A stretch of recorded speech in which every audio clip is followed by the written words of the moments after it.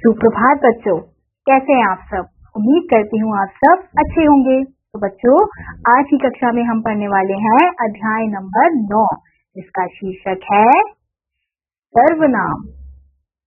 भाषा की स्वाभाविकता, स्पष्टता व सुंदरता को बनाए रखने के लिए वाक्यों में संज्ञाओं के स्थान पर कुछ शब्दों का प्रयोग किया जाता है, जैसे मैं, वह, तुम, उसने, आप आदि।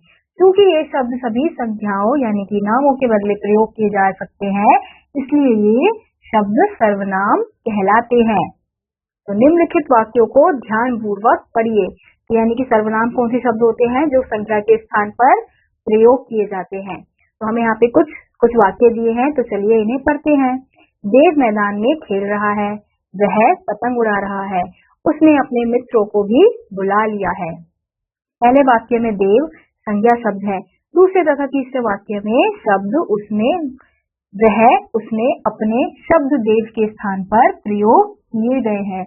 ऐसा देव शब्द की पुनरुक्ति यानी कि बार बार दोहराना से बचने के लिए किया गया है। यानी कि जब हम संज्ञाओं के शब्दों का प्रयोग बार बार करने से बचना चाहते हैं वाक्यों में बोलने के लिए, तो हम सर्वनाम का प्रयोग करते हैं। ऐसे शब्द सर्वनाम कहलाते हैं। इस प्रकार हम कह सकते हैं कि जो शब्द संज्ञा के स्थान पर प्रयोग किए जाते हैं उन्हें सर्वनाम कहते हैं। हम यहाँ देखेंगे सर्वनाम के भेद।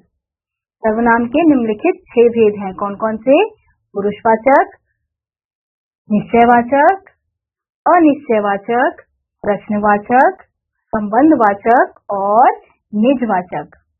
तो पहला हम पढ़ेंगे पुरुषवाचक के बारे में, जो सर्वनाम बात कहने वाले, सुनने वाले या किसी अन्य व्यक्ति अथवा प्राणी के लिए प्रयोग किए जाते हैं, उन्हें पुरुषवाचक सर्वनाम कहते हैं। जैसे मैं, तुम, वह, आप, हम, वे। ये जो सर्वनाम के शब्द है वो प्राणीवाचक चीजों के लिए किए जाते हैं, मतलब प्राणियों के लिए किए जाते हैं। जैसे मनुष्य हो गया, कोई जीव जंतु हो गया, तो क्या प्राणी है, तो इसलिए प्राणियों के लिए इस प्रकार के सर्वनाम का प्रयोग यानी कि पुरुषवाचक सर्वनाम का प्रयोग किया जाता है। पुरुषवाचक सर्वनाम के 3 उपभेद हैं। पहला है उत्तम पुरुष। जिन सर्वनामों का प्रयोग वक्ता या लेखक अपने लिए करता है उन्हें उत्तम पुरुष कहते हैं। जैसे मैं, मेरा, मेरी, हम, हमें, हमारा, मुझे, मैंने। ऐसे अगला है मध्यम पुरुष। जिन सर्वनामों का प्रयोग वक्ता या लेखक सुनने वाले या पढ़ने वाले के लिए करता है उन्हें मध्यम पुरुष कहते हैं। जैसे तू, तुम, आप आदि। ऐसे अगला है अन्य पुरुष।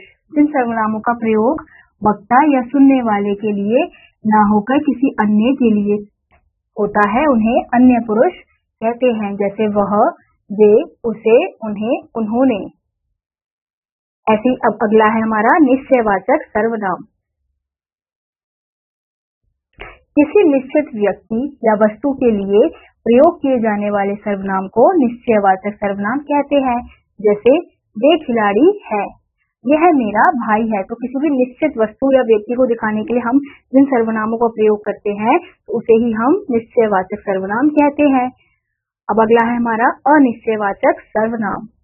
जो सर्वनाम अनिश्चित व्यक्ति या वस्तु की ओर संकेत करते हैं उन्हें अनिश्चितवाचक सर्वनाम कहते हैं। जैसे कोई मेरी पुस्तक ले गया, मेरी चैन किसने चुरा ली।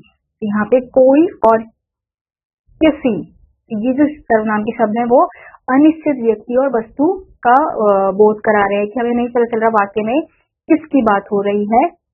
बस हमें पता है कि किसी व्यक्ति की बात हो रही है, किसी वस्तु की बात हो रही है, लेकिन कौन से निश्चित व्यक्ति की बात हो रही है, कौन से निश्चित वस्तु की बात हो रही है, इसका हमें अर्थ प्रकट नहीं हो रहा। तो इसलिए ऐसे सर्वनाम कहलाते हैं हमारे अनिश्चयवाचक सर्वनाम। ऐसे अगला है प्रश्नवाचक सर्वनाम।